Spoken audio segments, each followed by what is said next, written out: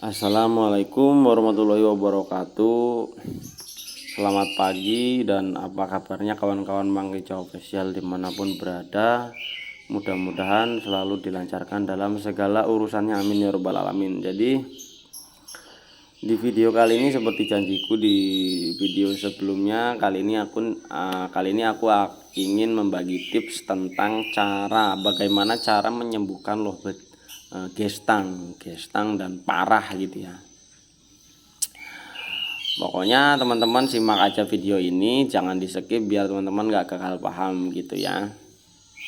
Oke, kita lanjut saja ke penjelasannya ya teman-teman ya. Jadi gini ya teman-teman ya, otomatis buat kita semua para pecinta lovebird, ketika kita dapat lovebird bahan bagus, burung tersebut di rumah cuma gestang aja, gestang tidur, gestang tidur, itu pastikan hal yang sangat menyebalkan banget gitu ya teman-teman ya, menyebalkan banget lah, pokoknya kesel aja bawaannya kalau ngelihat burung gestang aja di rumah gitu. Semualah udah pasti mengalami. Dari sebelum kita lanjut ke pembahasan intinya, kita harus tahu dulu ya teman-teman apa penyebabnya lobet tersebut bisa gestang. Jadi di sini aku ada beberapa pemahaman penyebab lobet gestang itu. Pertama ya teman-teman ya, satu, burung itu birahinya terlalu tinggi teman-teman, birahinya benar-benar udah tinggi. Yang kedua, burung gestang itu dia diakibatkan karena asupan protein yang masuk ke dalam tubuh dia itu enggak sesuai sama birahi yang yang mudah naik ataupun birahi yang mudah tinggi gitu ya. Karena lobet gestang ini cuma lobet-lobet yang kategorinya mudah birahi dan birahi tinggi, itu tadi yang bisa menjadi lobet itu gestang gitu ya teman-teman.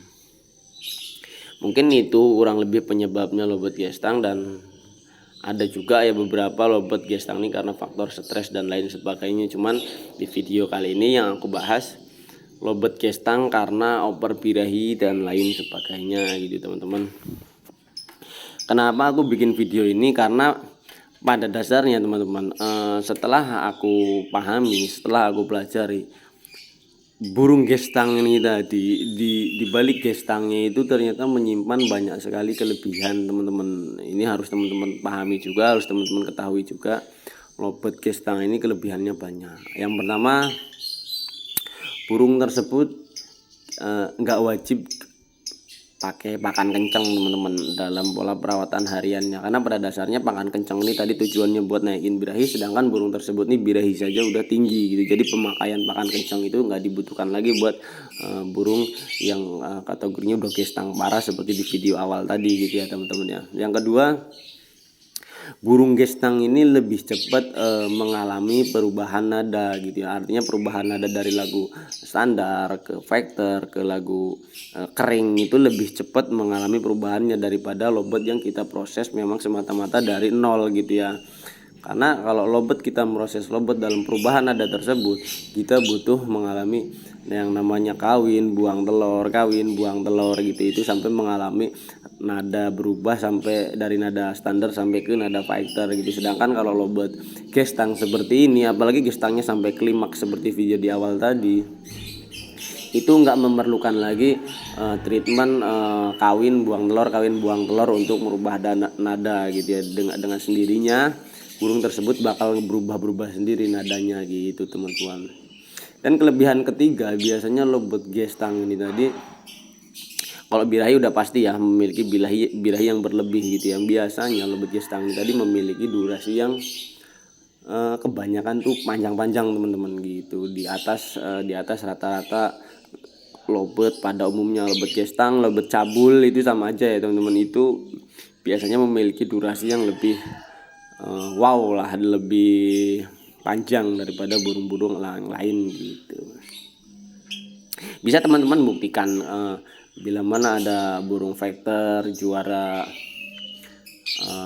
nasional, burung konslet juara nasional, teman-teman coba perhatikan kalau burung tersebut biasanya ada satu titik kelemahannya, yaitu ya kalau enggak burung tersebut gestang ya cabul gitu. Faktor-faktornya mungkin memang dari faktor bawaan birahi yang udah tinggi di awal itu tadi itu teman-teman. Nah, setelah teman-teman tahu apa-apa aja penyebabnya lobet gestang tadi, lanjut aja kita langsung ke pembahasan cara menyembuhkannya ataupun cara perawatan hariannya supaya lobet gestang ataupun cabul ini tadi bisa sembuh dengan sendirinya dan berangsur gacor gitu ya teman-teman ya.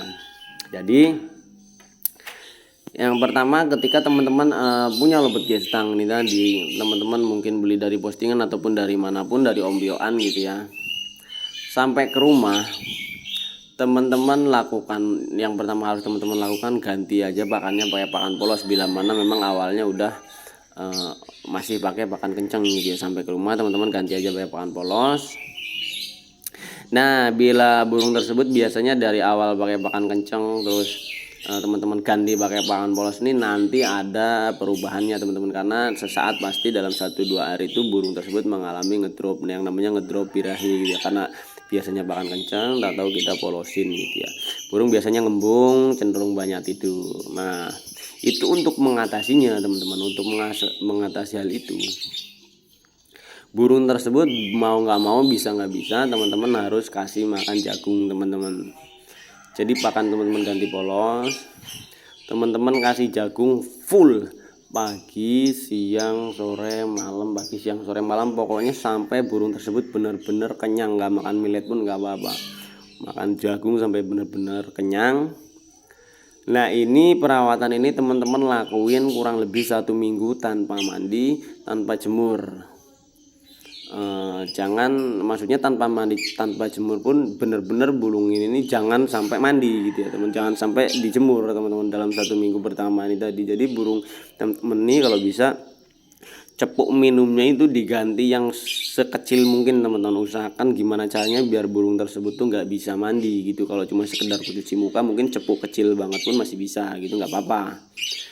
Dalam 1 minggu pertama hal itu aja yang teman-teman lakuin, burung tanpa mandi, tanpa jemur, full jagung. Kalau burungnya jinak, suapin aja sekenyangnya pagi, siang, sore, malam, pagi, siang, sore, malam, sampai benar-benar burung tersebut kenyang. Nanti dalam 1 minggu pertama ini tadi biasanya ada penurunan teman-teman. Yang tadinya burung tersebut benar-benar suka sama jagung, nanti dalam 1 minggu pertama ini tadi burung tersebut tuh kelihatan udah mulai malas-malesan makan jagung gitu ya teman-teman. Nah, di situ ketika burung teman-teman udah masuk indikasi burung teman-teman malas makan jagung, artinya makan jagung nggak selahap hari-hari biasa.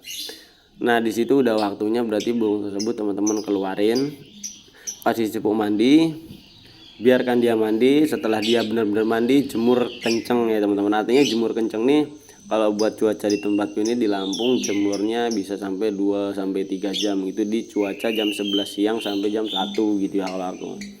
Setelah burung tersebut mandi, makan minum di penjemuran itu teman-teman ambil aja jagung, teman-teman ambil. Jadi burung tersebut tuh biarkan cuma mandi aja, habis mandi suruh berjemur kurang lebih 2-3 jam kalau cuaca seperti di kampungku gitu. Mungkin kalau cuaca di kota-kota teman-teman yang dingin bisa ditambahin 1-2 jam lagi.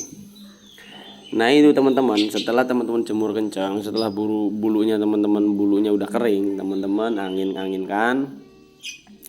Setelah diangin-anginkan, teman-teman nggak usah berpikir burung ini mau bunyi, mau enggak, mau ngekek, mau tidur, terserah. Teman-teman masukin lagi aja ke tempat biasa gitu. Usahakan tempatnya tuh sendiri, dia di satu ruangan sendiri. Usahakan ruangannya tempatnya ya terang lah gitu ya, jangan tempat gelap gitu, tempat terang kalau bisa.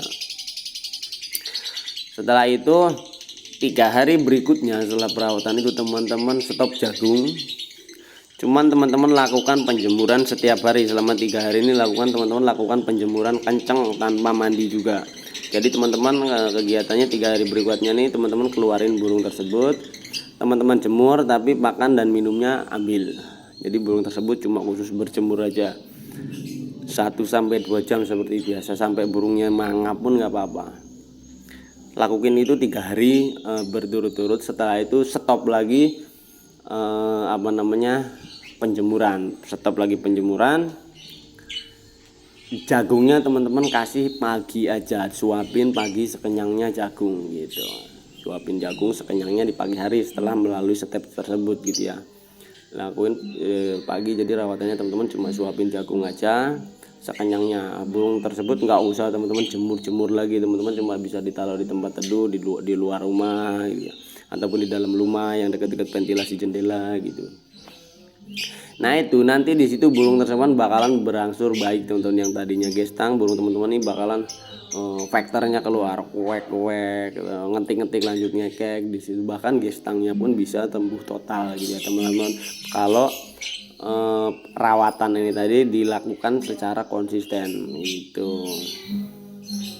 Karena aku udah beberapa kali mau nyobain, bahkan dari burung yang gestangnya bener-bener parah. Karena burung yang gestang ekornya ngelempit itu udah banyak banget mitosnya dari dulu, burung gestang yang kayak begitu nggak bisa sembuh. Tapi alhamdulillah ini mungkin udah yang ketiga ya aku burung gestang seperti ini bener-bener sembuh total dan berangsur gacor gitu ya teman-teman. Cuma hanya modal pakan polos dan jagung aja gitu teman-teman. Jadi kurang lebih pembahasannya segini teman-teman ya. Buat teman-teman yang mungkin belum paham, teman-teman boleh komen aja di kolom komentar, ataupun buat teman-teman yang ingin dibuatkan video, teman-teman langsung komen aja di kolom komentar. Buat teman-teman juga yang mungkin baru bergabung, jangan lupa subscribe, like, dan komen biar aku makin semangat lagi bikin video teman-teman ya. Tetap semangat. Buat kawan-kawan Lovebird Mania tetap semangat, tetap berproses, yakin aja Lovebird pasti rame lagi ya. Sekian videonya, nanti kita lanjut lagi di video berikutnya. Terima kasih udah menonton ya teman-teman ya.